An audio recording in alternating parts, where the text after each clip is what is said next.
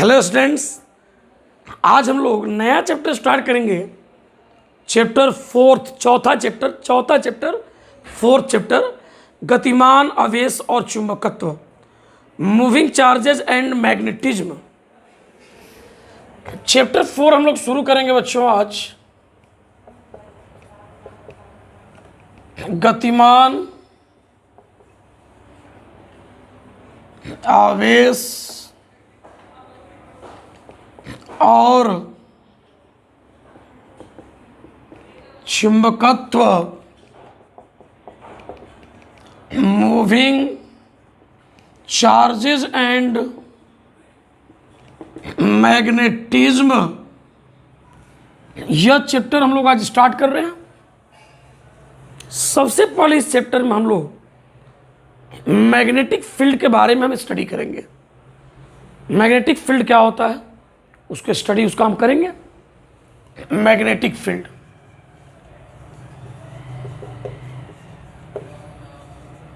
चुंबकीय क्षेत्र।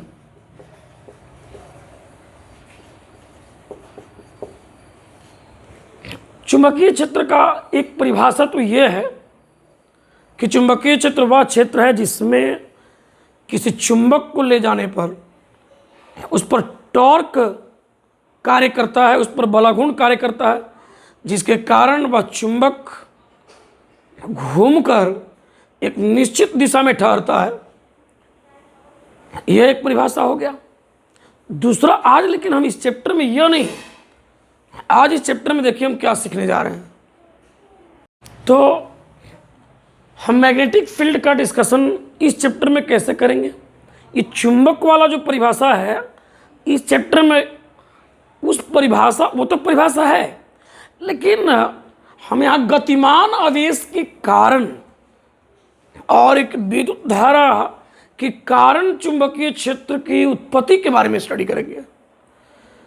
और इसके बारे में सबसे पहला अध्ययन ऑरेस्टेड द्वारा किया गया था। ऑरेस्टेड द्वारा सबसे पहले किया गया था ऑरेस्टेड एक्सपेरिमेंट। वो क्या था, इस चीज़ को थोड़ा हम यहाँ आपको मैं समझाता हूँ। ऑरेस्टेड द्वारा विद्युत धारावाही तार के चारों तरफ मैग्नेटिक कंपास नीडल को ले जाकर के देखा गया, एक्सपेरिमेंट किया गया। इस तरह मैं फिगर बनाकर बताता हूँ समझ में आने के लिए। यहाँ इस तरह मान लीजिए कि एक बैटरी है और यहाँ पर कोई की है मान लीजिए, और यहाँ पर आपको कोई चालक तार है। ये तार कोई ए बी है, ये कोई चालक तार ए बी है जिसमें धारा इस दिशा में बह रहा है, अभी धारा नहीं बह रहा। और यहाँ पर हम लोग एक चुंबकीय कंपास को रखे हैं और चुंबकीय कंपास इस तरह से है, आपको ये साउथ और ये नॉर्थ। अभी चुंबकीय कंपास इस तरह से है, इस तार के समानांतर दिशा में ये चुंबकीय कंपास का नॉर्थ और साउथ है। अभी इस की को क्लोज नहीं किया गया है, इसमें कोई विद्युत धारा इस तार में प्रवाहित नहीं हो रहा है। ये कोई तार है, प्रतिरोध वाला तार है ये, जिसमें हम धारा बहाना चाहते हैं। अब हम क्या करेंगे कि जब इस की को हम क्लोज करते हैं और परिपथ को पूरा करते हैं तो देखिए हम लोग को कुछ ऐसा मिलता है। ये बैटरी हो गया हम लोगों को, और ये हो गया हम लोग को ये तार, इस तरह से तार हो गया ये हम लोग को ये भी। और जो की हमारा है ये, इस की को हम जब हम क्लोज कर देते हैं, अब हमने की को क्लोज कर दिया, धारा इस दिशा में लगा बहने। और यही जो कंपास है इस तरह से, जो ये कंपास है जिसका नॉर्थ साउथ ऐसे था, ये साउथ और ये नॉर्थ, अब यही नॉर्थ साउथ अब ऐसे हो गया। अब ये जो साउथ और ये नॉर्थ, और अब ये कुछ ऐसा इसका विक्षेप हो जाएगा। ये नॉर्थ वाला कुछ ऐसे धारा बहने पर विक्षेपित हो गया। अब ऐसा हो गया, इसका इस तरह से विक्षेपित हो गई ये नॉर्थ और ये साउथ कुछ विक्षेपित हो गया ऐसे। अब हम इसकी धारा की दिशा को बदल दिया। उनका एक्सपेरिमेंट था ये हम नहीं कर रहे हैं। उनका एक्सपेरिमेंट था या सब लोगों ने देखा। अब इस धारा की दिशा को बदल दिया गया। अब इस तरह से जोड़ दिया गया बैटरी को, ये निगेटिव, ये पॉजिटिव, निगेटिव, पॉजिटिव, और ये जो की है ये क्लोज किया गया, परिपथ को पूरा किया गया इस तरह से। और ये अब इस तरह से धारा बह रहा है, इधर धारा इस दिशा में बह रहा है। तो देखा गया कि जो इसमें विक्षेप मिला वो कुछ इस तरह से विक्षेप मिला, इस तरह से कुछ विक्षेप मिल गया, ये नॉर्थ, ये साउथ, कुछ विक्षेप जो है, कुछ विक्षेप जो चुंबकीय कंपास सुई का विक्षेप है वो कुछ इस तरह से हो गया। यानी पहले विक्षेप शुरू में जब इसमें धारा नहीं बह रहा तो ये नॉर्थ साउथ, नॉर्थ जो है, ये नॉर्थ साउथ जो है वो इस तार के समानांतर देखा गया। और जब कुछ धारा इधर से बहा तो देखा गया कि नॉर्थ वाला इधर विक्षेपित हुआ। जब धारा का दिशा उलट दिया गया तो देखा गया कि जो नॉर्थ वाला है, जो नॉर्थ ऐसे था, अब नॉर्थ कुछ इधर आ गया। तो इससे यह पता लगाया और स्टेट ने कि ये चूंकि चुंबकीय कंपास सुई चुंबकीय क्षेत्र में ही विक्षेपित हो सकता है, किसी चुंबकीय क्षेत्र में ही चुंबकीय कंपास सुई को ले जाने पर वह विक्षेपित हो सकता है, होता है। और स्टेट द्वारा यह कहा गया कि चूंकि इस धारावाही तार के पास चुंबकीय कंपास सुई को जब लाया जा रहा है तो वह विक्षेपित हो रहा है, धारा का दिशा बदल दे रहे हैं तो विक्षेप दूसरी तरफ होने लग रहा है, विपरीत दिशा में होने लग रहा है। और अगर धारा को तेजी से अगर बढ़ाते हैं, धारा के मान को तेजी से बढ़ाते हैं तो विक्षेप भी तेजी से मिलता है। तो इसलिए कहा गया कि चूंकि यह चुंबकीय कंपास सुई चुंबकीय क्षेत्र में ही विक्षेपित हो सकता है, अतः और स्टेट द्वारा कहा गया कि एक धारावाही तार के चारों तरफ चुंबकीय क्षेत्र होता है, मैग्नेटिक फील्ड होता है, यह बात कहा गया। तो यह बात निकल कर आया इस एक्सपेरिमेंट से कि विद्युत धारावाही तार या विद्युत धारा के चारों तरफ जो है, या विद्युत धारावाही चालक तार के चारों ओर धारा जब उसमें बहेगा तभी किसी विद्युत धारावाही चालक तार के चारों तरफ चुंबकीय क्षेत्र होता है। और धारा कैसे बहता है? धारा बहता है आवेश के गतिमान होने से, आवेश की गति होने से। मुक्त इलेक्ट्रॉनों के बने से, और इलेक्ट्रॉन क्या है? आवेश है। तो गतिमान आवेश से ही धारा बहता है। इसलिए यह भी कह दिया गया कि गतिमान आवेश के चारों तरफ भी चुंबकीय क्षेत्र उत्पन्न होता है। तो अब इस चैप्टर में चुंबकीय क्षेत्र की हम परिभाषा कैसे देंगे? तो हम परिभाषा यह देंगे कि किसी विद्युत धारावाही चालक तार के चारों तरफ या किसी गतिमान आवेश के चारों तरफ चुंबकीय क्षेत्र होता है, यह उत्पन्न क्षेत्र को चुंबकीय क्षेत्र कहते हैं। यह बात कह दिया गया। अब बच्चों यहाँ पर हम परिभाषा को नोट कर लेते हैं, यहाँ से डेफिनेशन को हम लोग यहाँ पर नोट कर लेते हैं। यहाँ पर हम लोग चुंबकीय क्षेत्र के परिभाषा को लिख लेते हैं। यहाँ मैं नोट कर दे रहा हूँ। परिभाषा को हम ऐसे कह सकते हैं, किसी चुंबक के चारों तरफ का क्षेत्र या किसी विद्युत धारावाही चालक तार के चारों तरफ का क्षेत्र या किसी गतिमान आवेश के चारों तरफ के क्षेत्र को चुंबकीय क्षेत्र कहते हैं। और उसमें एक और बात जोड़ सकते हैं कि जिसमें कोई अन्य धारावाही चालक तार या कोई अन्य गतिमान आवेश बल अनुभव करता है। जब चुंबकीय क्षेत्र में अभी इस बात को हम दिखाएंगे कि कौन बल अनुभव करता है, तो हम यहाँ तो लिख सकते हैं इस चैप्टर के लिए कि किसी विद्युत धारावाही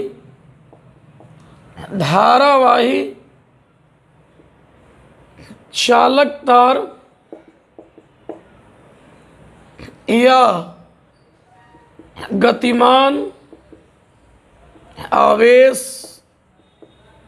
के चारों तरफ का क्षेत्र चुंबकीय क्षेत्र होता है, चुंबकीय क्षेत्र होता है।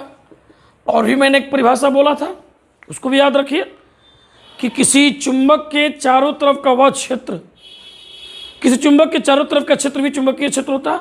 एक और भी परिभाषा मैंने बोला था शुरू में कि चुंबकीय क्षेत्र वैसा क्षेत्र है जिसमें किसी चुंबक को रखने पर वह बलाघूर्ण अनुभव करता है और वह एक निश्चित दिशा में ठहरता है।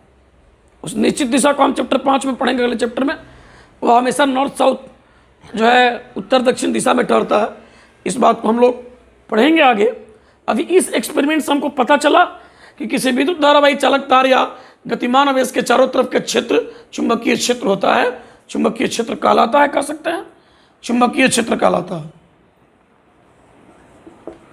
इस और स्टेट के एक्सपेरिमेंट से यह बात पता चल गया कि धारावाही चालक तार के चारों तरफ का जो क्षेत्र है वो एकदम वैसा ही है जैसे कि एक चुंबक के चारों तरफ का क्षेत्र होता है, क्योंकि चुंबक के चारों तरफ के क्षेत्र में भी एक चुंबकीय कंपास सुई विक्षेपित होता है ले जाने पर, और उसी तरह का विक्षेप धारावाही तार के चारों तरफ भी देखा जाता है, देखा गया और स्टेट द्वारा। और इसलिए सबसे पहले उन्हीं के द्वारा पता लगाया गया कि किसी धारावाही चालक तार किसी विद्युत धारा के चारों तरफ या किसी गतिमान आवेश के चारों तरफ का जो क्षेत्र होता है वह वैसा ही होता है जैसे कि एक चुंबक के चारों तरफ का क्षेत्र होता है। और इसीलिए किसी विद्युत धारावाही चालक तार या विद्युत धारा के चारों तरफ का क्षेत्र या किसी गतिमान आवेश के चारों तरफ के क्षेत्र को चुंबकीय क्षेत्र कहते हैं। अब इसके बारे में कुछ और बातें हैं, आइए समझ लेते हैं इस बात को। चुंबकीय क्षेत्र की खासियत क्या थी? मैग्नेटिक फील्ड के बारे में और भी एक्सपेरिमेंट किए गए। देखिए क्या किए गए, मैग्नेटिक फील्ड के बारे में और भी प्रयोग किए गए कि यह क्षेत्र किस तरह विद्युतीय क्षेत्र से अलग है। भाई इसका पता इस तरह से लगाया गया, समझिएगा। जैसे ये कोई धारावाही तार है, इसमें धारा इस तरह से बह रहा आई। इस धारावाही तार के आसपास जब किसी एक ऐसे आवेश को लाकर रखा गया जो रेस्ट में है, विरामावस्था में कोई आवेश है, मान लो इसको जैसे ला के रखा गया किसी धारावाही चालक तार के पास, तो देखा गया कि इस पर कोई बल काम नहीं कर रहा है, कोई बल नहीं लग रहा है। लेकिन जैसे धारावाही चालक तार, इसी तरह के धारावाही चालक तार के आसपास जब किसी गतिमान आवेश को लाया गया, किसी गतिमान आवेश को जब ऐसे लाया गया जो आवेश इस प्रकार से गतिमान था, इस तरह से कोई आवेश लाया गया, इस तरह से वेलोसिटी भी देकर के गतिमान किया गया था। ये गतिमान आवेश है, ये गतिमान आवेश। तो बड़ा इंटरेस्टिंग बात देखा गया कि भाई इस गतिमान आवेश पर बल लगने लगा, बल कार्य करने लगा। अब सोचना ये है कि भाई जब हम इस धारावाही चालक तार के पास एक आवेश को रेस्ट में रख रहे हैं, विराम में रख रहे हैं, तो कोई बल काम नहीं कर रहा। और जैसे इस धारावाही चालक तार के आसपास एक आवेश को गतिमान कर रहे हैं, मोशन दे रहे हैं, तो इस मूविंग चार्ज पर फोर्स लगने लगा। थोड़ा आप इलेक्ट्रिक फील्ड के बारे में विचार कीजिए तो पता चलेगा कि यहाँ पर कौन सा फील्ड है, यहाँ पर कौन सा फील्ड है। ये जानने के लिए आपको पता है कि विद्युतीय क्षेत्र में अगर आप किसी स्थिर आवेश को रखिएगा तो इस पर बल लगेगा, और किसी गतिमान आवेश को भी लाइएगा तो बल लगेगा। यानी विद्युत क्षेत्र वह क्षेत्र है जिसमें दोनों पर बल लगेगा। स्थिर आवेश लाइए तो भी बल उस पर लगेगा, और गतिमान आवेश लाइए तो भी बल लगेगा। अब इस बात को बताया था पिछले चैप्टर 2 में कि अगर कोई समरूप विद्युतीय क्षेत्र है और उस विद्युतीय क्षेत्र के लंबवत उस एक आवेश को अगर गति दिया जाए, तो अगर क्षेत्र इस तरह से है तो उसके जो है धीरे धीरे उसका पाथ इस प्रकार से लगता है होने, विद्युत क्षेत्र के दिशा से थोड़ा थोड़ा विक्षेपित लगता है होने। एक इलेक्ट्रॉन को एक आवेश को अगर हम गति देते हैं तो कहने का मतलब ये है जैसे विद्युत क्षेत्र अगर इस ऐसे ऐसे है, इस तरह से वर्टिकल इस तरह से, और उसमें अगर किसी आवेश को गतिमान से किया जाए तो उसका जो है पथ धीरे धीरे ऐसे धन आवेश है तो इस तरह से विद्युत क्षेत्र के दिशा की तरफ धीरे धीरे विक्षेपित, ऋण आवेश तो उसके विद्युत क्षेत्र के बीच विक्षेपित लगता हो नहीं, यानी उस पर भी बल काम करता है। तो विद्युत क्षेत्र वैसा क्षेत्र जिसमें स्थिर आवेश पर ही बल काम करेगा और गतिमान आवेश पर ही बल काम करेगा। लेकिन ये फील्ड वैसा नहीं है, क्योंकि इसके चारों तरफ का जो क्षेत्र है, जब हम विराम के आवेश को लाए तो बल नहीं लग रहा है, और जब गतिमान आवेश को लाए तो बल लग रहा है। जबकि विद्युत क्षेत्र तो वैसा क्षेत्र है जिसमें स्थिर आवेश पर ही बल काम करेगा और गतिमान आवेश पर ही बल काम करेगा। लेकिन ये तो वैसा है नहीं, इसकी कहानी तो अलग है, क्योंकि इस धारावाही तार के पास जब एक स्थिर आवेश को लाए तो बल नहीं लग रहा है, लेकिन जब गतिमान आवेश को लाए तो बल लग रहा है। ये बड़ा इंटरेस्टिंग क्षेत्र है भाई। तो इसी क्षेत्र को कहा गया मैग्नेटिक फील्ड, इसी क्षेत्र को कहा गया चुंबकीय क्षेत्र। मैग्नेटिक फील्ड, चुंबकीय क्षेत्र, इसी को कहा गया। यानी परिभाषा हम और क्या दे सकते हैं? परिभाषा और दे सकते हैं कि चुंबकीय क्षेत्र वह क्षेत्र है जिसमें कोई गतिमान आवेश विद्युतीय बल अनुभव करता है। और गतिमान आवेश बल विद्युतीय बल कोई गतिमान आवेश बल अनुभव करता है, विद्युतीय बल नहीं, कोई गतिमान आवेश बल अनुभव करता है। यानी चुंबकीय क्षेत्र वह क्षेत्र जिसमें कोई गतिमान आवेश बल अनुभव करता है। और गतिमान आवेश तो किसी धारावाही तार में भी हो सकता है। यानी अगर हम कोई धारावाही तार भी यहाँ ला कर रखते हैं तो ही देखते हैं कि वह बल अनुभव कर रहा है। इस धारावाही तार के पास कोई दूसरा धारावाही तार लाते हैं, कोई दूसरा धारावाही तार, उस पर भी देखते हैं कि बल लगता है, वही बल अनुभव करता है। तो हम यह भी देख सकते हैं कि चुंबकीय क्षेत्र वह क्षेत्र है जिसमें कोई गतिमान आवेश या कोई धारावाही चालक तार बल अनुभव करता है। तो यह बात भी हम यहाँ नोट करके लिख देते हैं, याद रखना होगा। चुंबकीय क्षेत्र में कोई गतिमान आवेश या कोई धारावाही चालक तार बल अनुभव करता है,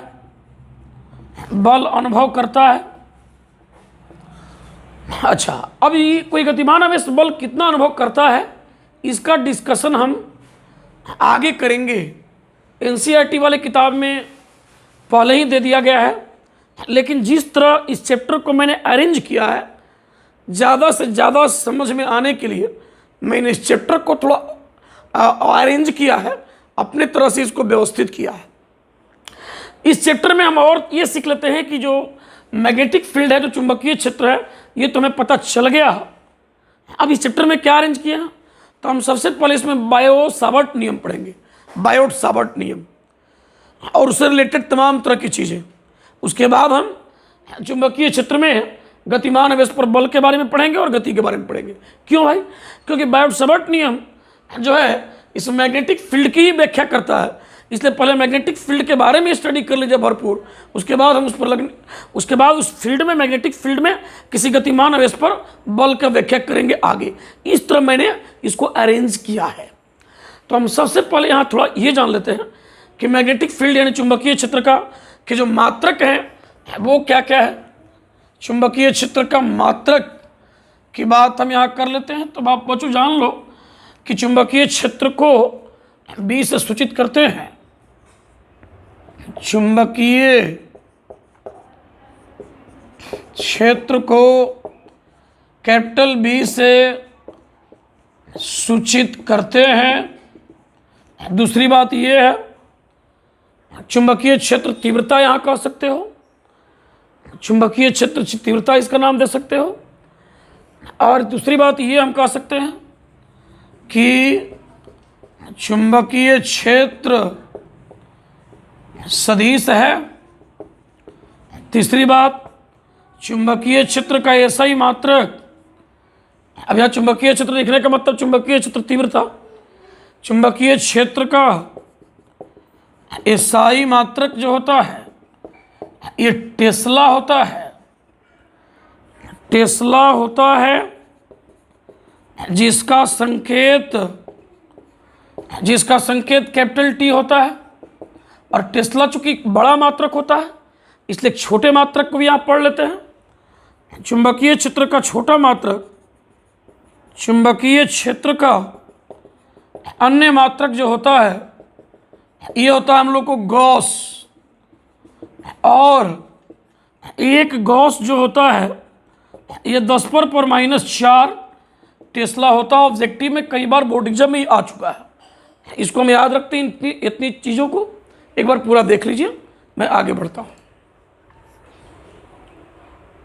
चुंबकीय क्षेत्र को बी से सूचित करेंगे, सदिश है, और इसका ऐसे मात्रक टेस्ला है, और गॉस भी है दूसरा मात्रक, इसको सीजीएस मात्रक भी कहते हैं गॉस को। और एक गॉस 10⁻⁴ टेस्ला होता है। और कुछ और भी मात्रक यहाँ पर बनते हैं इस चुंबकीय क्षेत्र के, उनको ही बना के दिखा देता हूँ जो ऑब्जेक्टिव में पूछे जाते हैं। चुंबकीय क्षेत्र के कुछ और भी मात्रक यहाँ बनते हैं, देखिए कौन कौन से बनते हैं। जैसे आगे मैं एक फॉर्मूला पढ़ाऊँगा, अभी पढ़ाया नहीं हूँ, अभी तो स्टार्ट ही किया, इंट्रोडक्शन भी चल रहा। आगे एक फॉर्मूला पढ़ाऊँगा, F = QV/B। यहाँ से इस B को चुंबकीय क्षेत्र कहते हैं, तो B = A/Q/V लोगे तो चुंबकीय क्षेत्र B का जो मात्रक बनाओगे, चुंबकीय क्षेत्र बी का मात्रक एक और बनाओगे जो ऐसा ही मात्रक ही है, कैसे ही मात्रक ही बनाओगे तो कैसे बनाओगे? इस बल का बनाओगे न्यूटन, इस आवेश का बनाओगे एम्पियर मीटर, क्योंकि Q बराबर IT होता है, एम्पियर एक एम्पियर सेकेंड होगा, मीटर नहीं, गलत बात, sorry, very sorry, ampere second हो जाएगा और इंटू हो जाएगा इस वेग का हो जाएगा हम लोग को मीटर पर सेकेंड, और इस सेकेंड और पर सेकेंड खत्म हो जाएगा तो न्यूटन जो है पर एम्पियर मीटर, यहाँ पर एक बन जाएगा मात्रक, एक और मात्रक बन जाएगा। एक और मात्रक हम यहाँ बना देंगे चुंबकीय क्षेत्र का। एक और फॉर्मूला पढ़ाएंगे हम लोग आगे अगले चैप्टर में चुंबकीय फ्लक्स का, चूँकि चुंबकीय फ्लक्स के लिए एक फॉर्मूला होगा फाई बी बराबर बी इंटू ए कॉस थीटा। यहाँ से बी बराबर क्या हो जाएगा, चाहे सिर्फ फाई बी बराबर बी इंटू ए ले लो, यहाँ से बी बराबर क्या होगा फाई बी बटा ए, और फाई चुंबकीय फ्लक्स का वेबर होता है और एरिया का मीटर स्क्वायर, तो हो जाएगा वेबर पर मीटर स्क्वायर। यह भी एक मात्रक हो जाएगा चुंबकीय क्षेत्र का। तो कभी कभी ये भी आ जाता है, कभी कभी ये भी आ जाता है। बल का हो गया न्यूटन, आवेश का हो गया एम्पियर सेकेंड, एम्पियर सेकेंड चूँकि Q बराबर IT, एम्पियर इंटू सेकेंड, और बेग का हो गया मीटर पर सेकेंड, सेकेंड और सेकेंड पर -1 खत्म हो गया, नीचे एम्पियर मीटर बच गया तो न्यूटन पर एम्पियर मीटर। क्लियर? इसके बाद हम दूसरा मात्रक फ्लक्स के फॉर्मूला से बनाएंगे, फाई बराबर बी इंटू ए, तो बी बराबर फाई बी बटा ए, इसका हो जाएगा वेबर एरिया का मीटर स्क्वायर, तो वेबर पर मीटर स्क्वायर। ये भी मात्रक, तो बोर्ड एग्जाम में ये मात्रक भी आ जाता है कभी कभी, कभी कभी ये मात्रक भी आ जाता है हम लोगों का, ये भी मात्रक हम लोग का हो गया। सब ऐसे ही मात्रक है, ये नहीं है। बस आगे बढ़ता हूँ,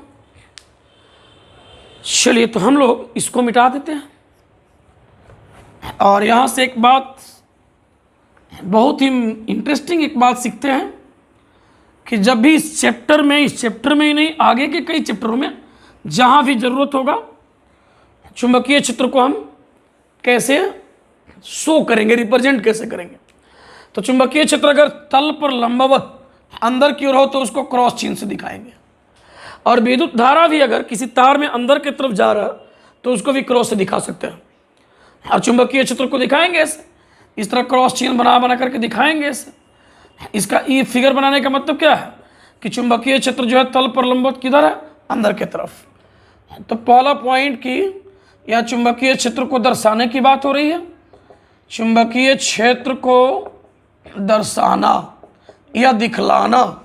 और ये हो यदि चुंबकीय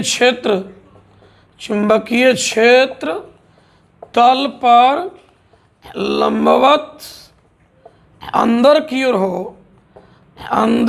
ओर हो तो उसे क्रॉस चिन्ह से दर्शाएंगे। जैसा कि देख सकते हैं आप, सिर्फ ऐसे भी क्रॉस दिखाएगा तो कुछ चलेगा, ऐसे भी अगर बहुत किताब में ऐसे भी क्रॉस दिखा देगा तो समझिए तल पर लंबवत अंदर की ओर, लेकिन बाहर की तरफ होगा। दूसरा पॉइंट, अगर यदि चुंबकीय क्षेत्र तल पर लंबवत बाहर की ओर हो तो उसे बिंदु से दर्शाते हैं। ऐसे दर्शाएंगे, इस तरह का बिंदु बना करके, इस तरह का बिंदु इस तरह बना कर दर्शाएंगे, ऐसे बिंदु बना करके दर्शा देंगे। इस तरह से बिंदु बना करके हम लोग इसको दर्शा सकते हैं, ऐसे बिंदु बना करके ऐसे दर्शा सकते हैं ऐसे। तो इसका मतलब कि तल पर लंबवत बाहर की तरफ चुंबकीय क्षेत्र हो गया। आप लोगों ने कभी देखा होगा इस तरह का तीर, जो बाण चलाते हैं, जो तीर चलाते हैं, वो तीर इस तरह से होता है ऐसे यहाँ, और इस तरह से ऐसे। जब हमसे दूर जाएगा ये बाण, जब आपसे दूर जाएगा ये बाण, आपसे दूर जाएगा तो पीछे क्रॉस वाला दिखाई देगा। तो तल पर लंबवत तो क्रॉस वाला, तल पर लंबवत अंदर की तरफ चुंबकीय क्षेत्र तो क्रॉस वाला याद रखना है। और अगर बाण आपकी तरफ जाए तो ये पॉइंट वाला दिखाई देगा, बिंदु वाला, तो हम लोग को ये चीज़ याद रखना है। चलिए ये चीज़ दिमाग पर सेट रखिए और आइए हम लोग आज का मेन पढ़ाई स्टडी करते हैं। आज का मेन पढ़ाई आप पढ़ेंगे और सबसे पहले हम इस चैप्टर को मैंने अरेंज किया है ताकि बहुत अच्छा से समझ में आए ढंग से। इस चैप्टर को मैंने अरेंज किया है। तो सबसे पहले इस चैप्टर में हम लोग पढ़ेंगे Biot-Savart's law, Biot-Savart law, Biot-Savart नियम, उसी को हम सबसे पहले पढ़ेंगे। आइए इसको मिटाया जाए। चलिए इसको मिटा देते हैं और हम लोग इस चौथे चैप्टर में पढ़ेंगे बायो-सावर्ट नियम। हिंदी में कहते हैं, इंग्लिश में कहते हैं बायोट-सावर्ट लॉ। तो क्या है बायो-सावर्ट लॉ? ये बायो-सावर्ट जो है, बायोट-सावर्ट, ये फ्रेंच भौतिकविद थे, फ्रांस के भौतिक विज्ञानी।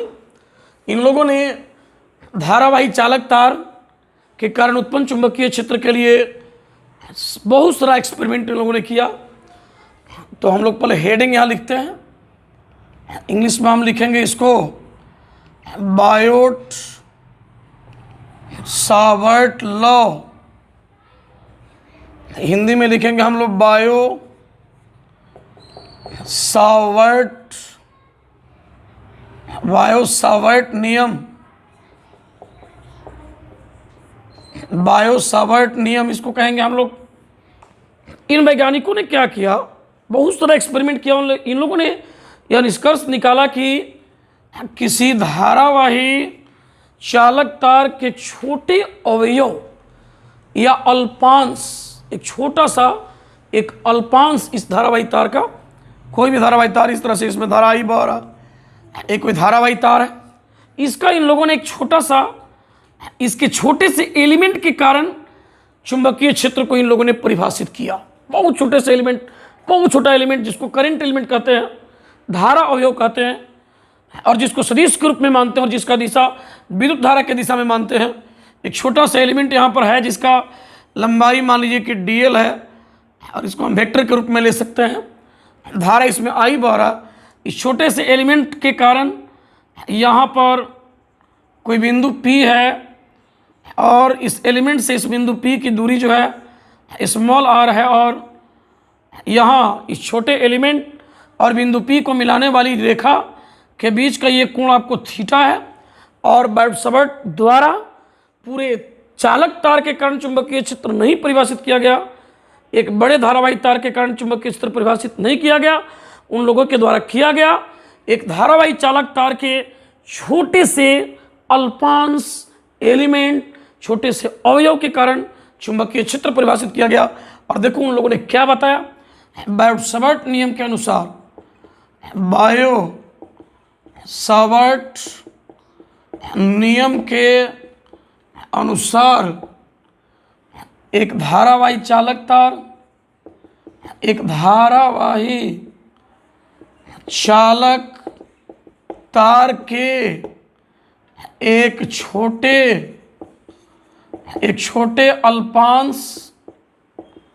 अल्पांश धारा, अल्पांश या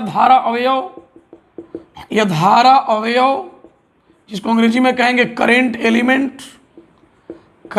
एलिमेंट के कारण उत्पन्न चुंबकीय क्षेत्र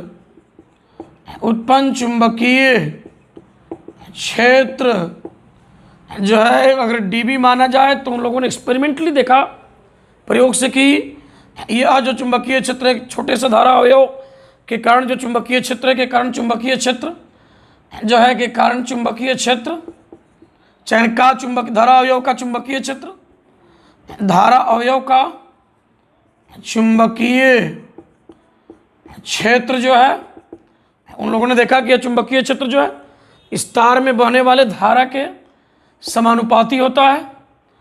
इसके बाद इस अवयव के लंबाई के समानुपाती होता है। समानुपाती को अनुक्रमानुपाती भी कहते हैं। और इस धारा अवयव करंट एलिमेंट और इस प्रेक्षण बिंदु को मिलाने वाली रेखा के बीच के कोण के जय यानी कि साइन थीटा के समानुपाती होता है। और उन्होंने देखा कि यह अल्पांश का जो चुंबकीय क्षेत्र है, ये जो अल्पांश का चुंबकीय क्षेत्र निकल रहा है, छोटे से अल्पांश का चुंबकीय क्षेत्र जो धारा अवयव का चुंबकीय क्षेत्र जो है, यह इस अल्पांश से, इस अवयव से, इस प्रेक्षण बिंदु के दूरी के वर्ग के व्युत्क्रमानुपाती होता है। ये चार बातें उन लोगों ने देखा और जब इन चारों को उन लोगों ने मिलाया तो उनको मिला, अतः dv जो है समानुपाती IDL साइन थीटा बटा r स्क्वायर, और जब समानुपाती चिन्ह को हटाया गया तो एक कांस्टेंट मिला, dv is equal to KIDL sine theta divided by r square. और इस k का मान डिपेंड करता है कि जो चालक तार और प्रेक्षण बिंदु के बीच का माध्यम क्या है, और जो है इस फॉर्मूला में इस चुंबकीय क्षेत्र का विद्युत धारा का लंबाई का दूरी का यूनिट क्या चूज किया गया। तो जब इस धारावाही चालक तार और इस बिंदु के बीच वायु या निर्वात रहता है, और जब हम एसआई पद्धति का चयन करते हैं, एसआई मात्रकों की पद्धति का चयन करते हैं इन सब के लिए, चुंबकीय क्षेत्र के लिए, विद्युत धारा के लिए, लंबाई के लिए, दूरी के लिए, तब देखते हैं कि इस के का जो मान है वो इतना मिलता है। यानी कहता है कि के का जो मान मिलता है वो इतना मिलता है, जहाँ के बराबर जो मिलता है आपको लिखते हैं हम लोग 10⁻⁻7 टेस्ला मीटर पर एम्पियर होता है। अब ये मात्रक कहाँ से लिख दिया गया भाई, देखो ना, के बराबर निकालोगे तो r स्क्वायर इधर जाएगा, इसका टेस्ला होता है, और इधर r स्क्वायर जाएगा तो metre square, tesla metre square, अब बटा में एम्पियर मीटर भाग लगेगा तो एक मीटर कट जाएगा, तो टेस्ला जो है मीटर एक बचेगा और पर एम्पियर ये हो गया। इसी चीज़ को इतना लिखा गया, या इसी को इतना लिखा गया, के बराबर लिखा गया आपको μ0/4π लिखा गया, के का मान जो है μ0/4π लिखा गया, के का मान लिखा गया μ0/4π। जान लो इस बात को बच्चों, μ0/4π लिखा गया, और μ0 का मान कितना होता है, तो μ0 का मान होता है, तथा μ0 बराबर जो है ये होता है हम लोग को 4π × 10⁻⁷ टेस्ला मीटर पर एम्पियर होता है। μ0 को हम लोग कहते हैं मुक्त आकाश या निर्वात की चुंबकशीलता, या वायु या निर्वात की चुंबकशीलता, एवं μ0 को वायु या निर्वात की चुंबकशीलता कहते हैं, कि चुंबकशीलता permeability of free space, permeability of air और वैक्यूम, इसको कहते हैं हम लोग वैक्यूम कहते हैं। ये हम लोगों को मिला, जान लो बच्चों, के का मान 10⁻⁷ टेस्ला मीटर पर एम्पियर से के का मान लिखते हैं μ0/4π, और μ0 का मान 4π × जो है μ0 का जो मान है 4π × 10⁻⁷ टेस्ला मीटर पर एम्पियर होता है, और μ0 को वायु या निर्वात की चुंबकशीलता कहते हैं। और अब जो फॉर्मूला मिलेगा हम लोग को क्या मिलेगा, अब इस फॉर्मूला में हम लोग की का वैल्यू इतना अगर पुट कर दें μ0/4π तो रिजल्ट ऐसे मिल जाता है। तो रिजल्ट हम लोग को मिल जाता है, आपको यहाँ मैं लिख दे रहा हूँ, dv इक्वल टू, यहाँ लिखता हूँ, चलो यहाँ लिखता हूँ, हम लोग को मिलता है dv इक्वल टू मिल जाता है μ0/4π IDL जो है साइन थीटा, और बटा मिल जाता है r स्क्वायर, और μ0/4π का मान 10⁻⁷ पता ही हम लोग को, पता है वहाँ पर इसका मान 10⁻⁷। चलो अब यहाँ पर ये चुंबकीय क्षेत्र सदिश राशि होता है, सदिश होता है। अब इसका दिशा जो पता लगाया गया वो पता लगाया गया कि इसका दिशा जो चुंबकीय क्षेत्र का मान निकल गया। अब इसका दिशा देखा गया कि इसका दिशा इस दिशा में होता है, DL क्रॉस R के दिशा में होता है। DL हो गया current element, DL vector current element हो गया जिसका दिशा धारा के दिशा में होता है, और ये R ये वाला ये हो गया इस करंट एलिमेंट से इस बिंदु को मिलाने वाली रेखा को हम सदिश के रूप में ऐसे माने हैं, प्रेक्षण बिंदु का स्थिति सदिश कह सकते हैं। तो देखा गया कि इस चुंबकीय क्षेत्र का दिशा, इस धारा अवयव की चुंबकीय क्षेत्र का दिशा, चूंकि धारा अवयव का चुंबकीय क्षेत्र है, धारा अवयव के इस चुंबकीय क्षेत्र का दिशा, चुंबकीय क्षेत्र का दिशा जो मिलता है वो DL क्रॉस R के दिशा में होता है, DL क्रॉस R के दिशा में होता है, अतः सदिश रूप में इस फॉर्मूला को लिखा गया, इस बायोट-सावर्त नियम को लिखा गया, dv vector is equal to लिखा गया आपको बच्चों mu naught 4 pi I dl cross R by लिखा गया आर क्यू। ये था बैट-सैबर्ट नियम का सदिश रूप। ये है होगा, आप कहेंगे ये कैसे? आप इसको तोड़ कर देखिए, dl क्रॉस आर का मैग्नीट्यूड निकालिएगा तो dl r साइन थीटा आ जाएगा, और ऊपर में एक r आएगा तो उस r से एक r कटेगा तो नीचे फिर r स्क्वायर बच जाएगा। यानी इसका मैग्नीट्यूड निकाल कर देखिए, इतना ही चला आएगा, यही रिजल्ट आ जाएगा, देख सकते हैं। तो सदिश रूप में बैट-सैबर्ट नियम को इस तरह लिख दिया गया। तो ये है हम लोगों को बायोट-सैबर्ट नियम। तो बैट-सैबर्ट नियम से हमको क्या मिला? बैट-सैबर्ट नियम से हमको मिला पूरे धारावाही चालक तार के कारण चुंबकीय क्षेत्र यह नहीं बतलाता। बैट-सैबर्ट नियम के अनुसार एक धारावाही चालक तार के एक छोटे अल्पांश, एक धारावाही चालक तार के एक छोटे अल्पांश या धारा अवयव का चुंबकीय क्षेत्र प्राप्त होता है। ये बात हम दिमाग पर रख लेंगे। पहले ही बात मैं लिख देता हूँ यहाँ पर कि बायोट-सैबर्ट नियम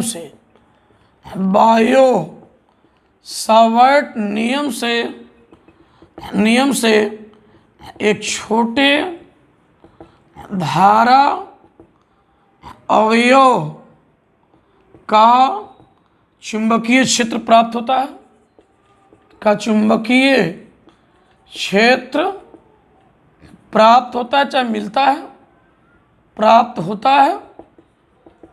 है तथा बायोट-सैबर्ट नियम के अनुसार ये बात जो है हमको मिल चुका है। फॉर्मूला आपके सामने है।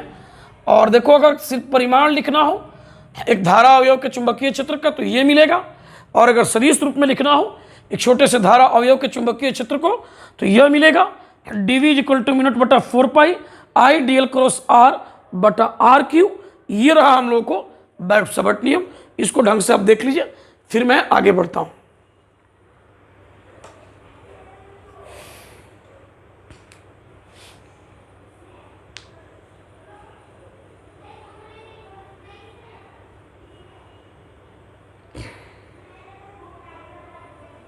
चलिए, तो आगे हो गया होगा।